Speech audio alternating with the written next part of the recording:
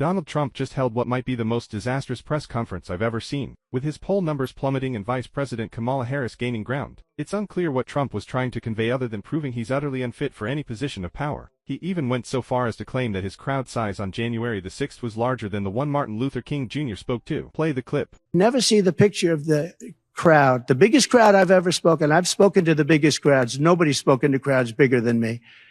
If you look at Martin Luther King, when he did his speech, his great speech, and you look at ours, same real estate, same everything, same number of people. If not, we had more.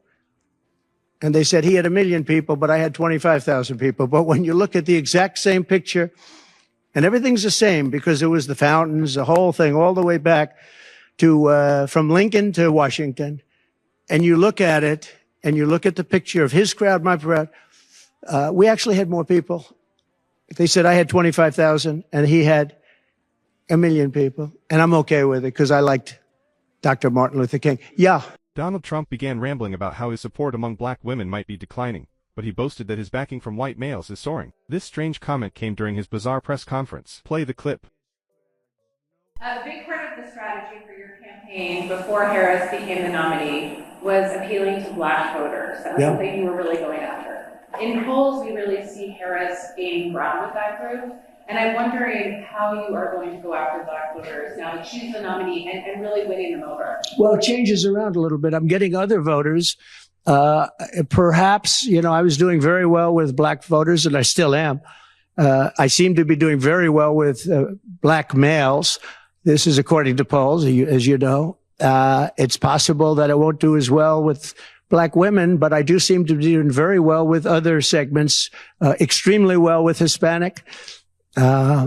Jewish voters way up. White males way up. White males have gone through the roof. White males way up.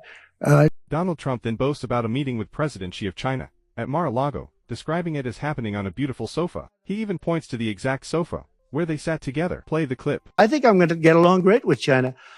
President Xi of China and I were very good friends. We met right here, right in that, except we had a beautiful sofa there as opposed to what we have right now. Right now we have you. But President Xi and I had a very good relationship until COVID. And I held him responsible for COVID. It broke up our relationship. But I think we're going to have a great relationship. And I think it's going to be mutually beneficial. But we cannot have it where China is taking advantage of the United States. And that's what they were doing, as you very well know. Trump then shouts at a reporter for asking why he hasn't held a public campaign event in nearly a week, calling the question stupid. He claims he sees no need to address it due to the Democratic National Convention, and insists he's holding rallies in his mind while calling into right-wing media from Mar-a-Lago. Play the clip. Okay. Mr. President, you have not had a public campaign event for nearly a week now. Tomorrow you'll be in Montana, which is not a swing state. Some of your allies have expressed concern that you're not taking this race seriously, particularly at a time where there is enthusiasm on the other side. Why haven't you been campaigning this week? Because I'm leading by a lot and because I'm letting their convention go through. And I am campaigning a lot. I'm doing tremendous amounts of taping here. We have commercials that are at a level I don't think that anybody's ever done before. Plus, in certain cases, I see many of you in the room where I'm speaking to you on phones. I'm speaking to radio. I'm speaking to television. Television's coming over here. Excuse me, what are we doing right now? She's not doing any news conference. You know why she's not doing it? Because she can't do a news conference. She doesn't know how to do a news conference. She's not smart enough to do a news conference. And I'm sorry, we need smart people to lead this country because our country's never been in this danger before, both economically and from an outside perspective. Russia doesn't respect us anymore. China doesn't respect us anymore. North Korea, Kim Jong-un liked me a lot. He doesn't like this group. We are in great danger. We're in great danger of being in World War III. That could happen.